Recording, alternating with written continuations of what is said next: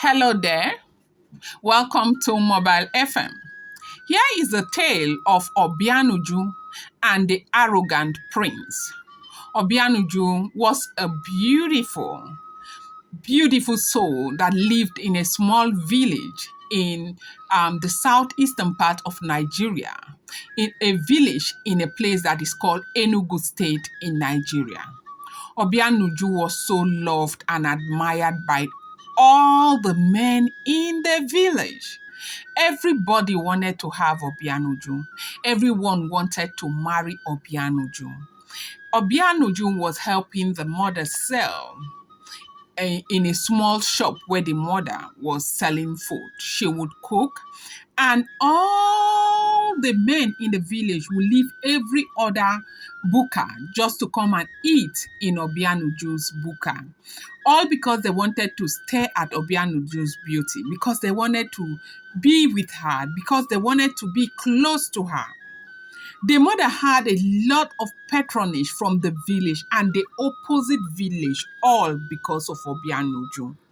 People loved her so much. She was so admired for her beauty and her character because she was one of the most well-behaved young women in that community. Then, one day, a prince who had studied in America visited the village. And when the prince visited the village, the prince set his eyes on Obianuju. He could not take his eyes off Obianuju and decided to go straight to Obianuju's parents to ask for Obianuju's hand in marriage. And when he was going to Obianuju's parents, he went with his mother, he went with guards. Obianuju's father realized that this is royalty, that they were coming for Obianuju's hand in marriage. But because the man happens to be a liberal soul, he said, well, I'm going to get words back to you. I don't know if Obianuju likes you. Obianuju is going to come back home from the market. I will speak to Obianuju about you. If Obianuju likes you, I will be happy to have you as part of my family. I will be happy to receive you. I will be happy to send message across to you to come fix date for the wedding with Obianuju. And the prince was very happy. But when Obianuju got home, Obianuju told the father that she had fallen in love with a young man from the same village. His name was Ikenna. Ikenna was the love of Obianuju's life. Obianuju would eat, drink, sleep Ikenna. Obianuju just wanted to have everything in the world with Ikenna. Obianuju explained to the father that she would not be able to live without Ikenna. Obianuju said, Ikenna is my soul, my spirit, and my body. We had been friends since we were very, very young. I will never be able to live without Ikenna. Obianuju's father said, okay, if that is your resolve, I'm not going to force you on a man that you do not wish to be with. It's up to you.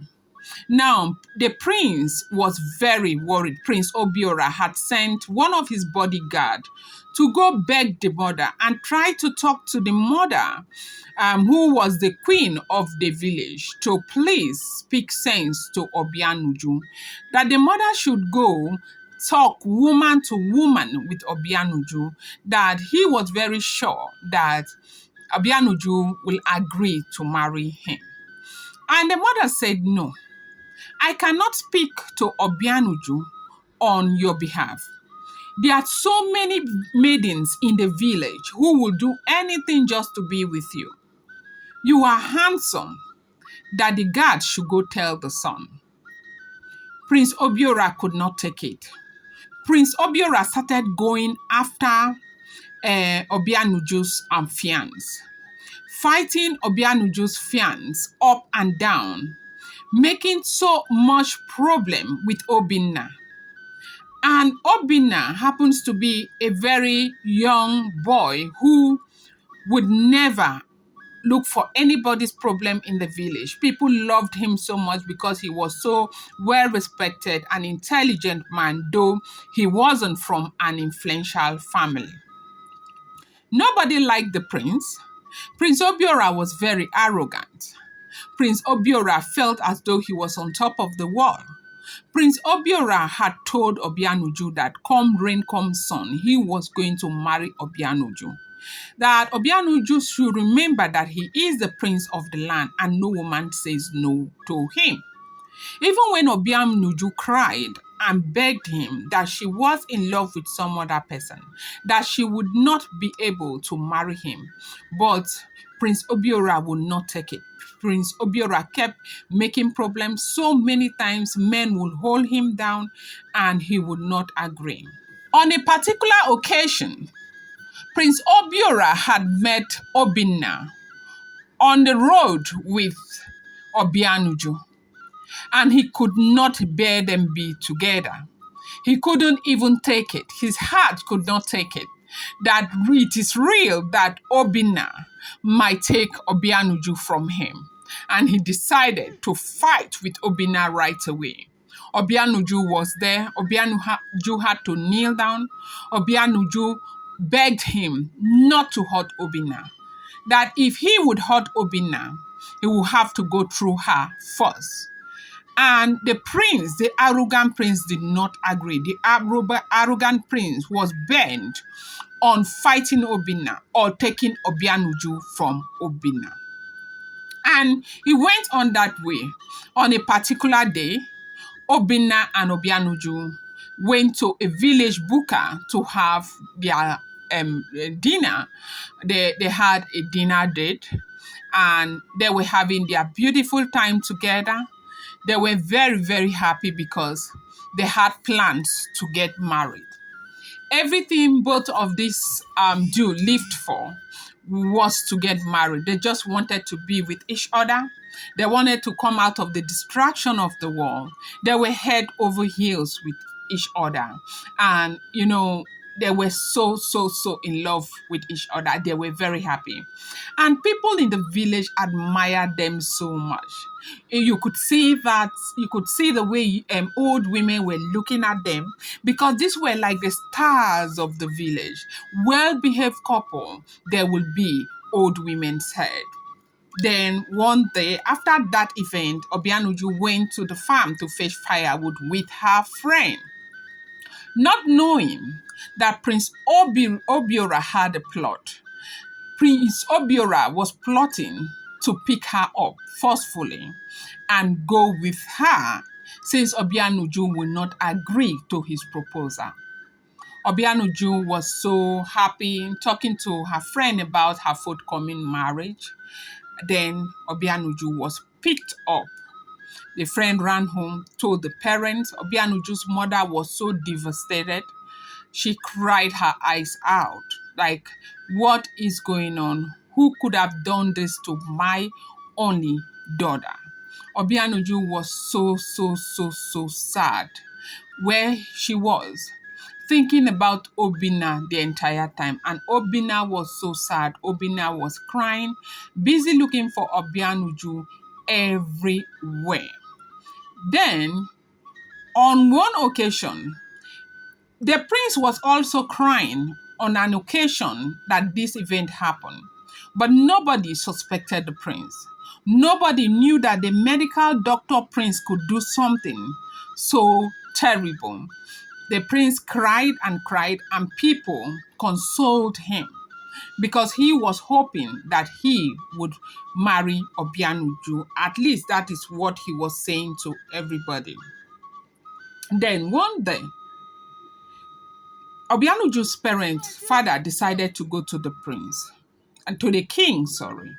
Obianuju's father knelt down before the king, begging the king to do something to find Obianuju, bearing to the king that they suspect that the prince Obiora had something to do with the disappearance of Obianuju.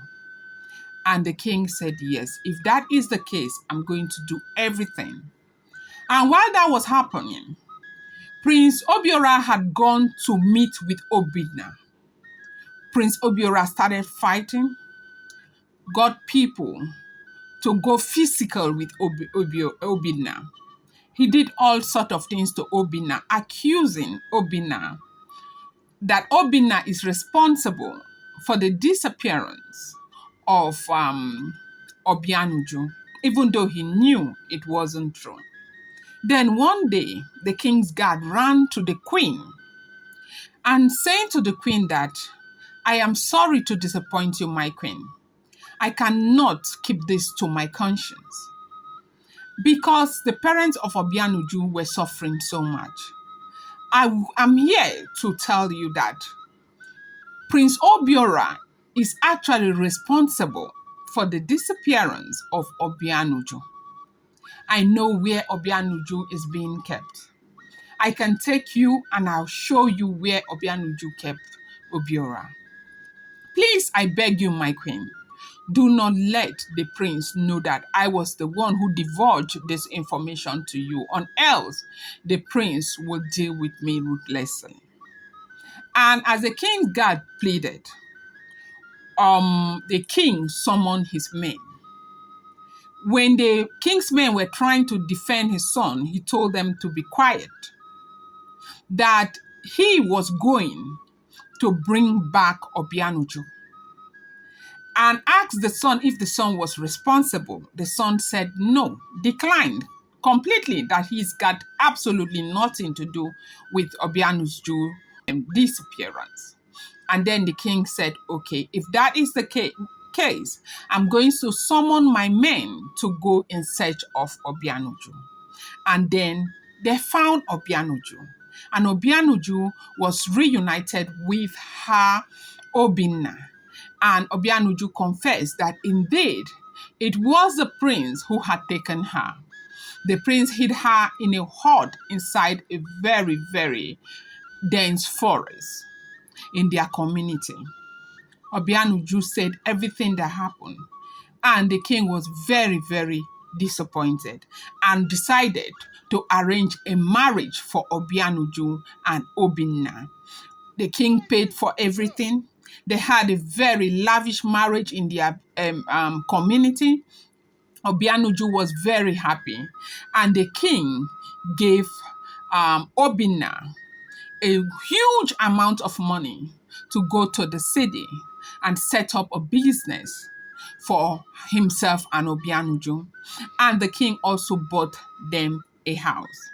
And now the doctor, Prince Obiora, was banished from the community because the father said, I have to use you as an example to others and your other siblings to know that the fact that you are prince does not mean that you have the audacity to deal ruthlessly with other people just because they are poor. That I am a king, I must lead by example. And I'm going to use you as a deterrent for other people to learn. And the prince was very, very remorseful. The prince was crying the entire time and begging the father, who had made a pronouncement, that the prince be banished out of the village. So what this means is that, no matter how wealthy you are, you must never take laws into your hand, and do not force a woman who doesn't love you to be part of you. And no matter what you go through as a woman in this world, you should always remember that there's going to be, a silver lining at the end of every dark tunnel. Obianuju went so much struggling to be with the love of her life. But this case ended up really great because she fought, her fight was not in vain.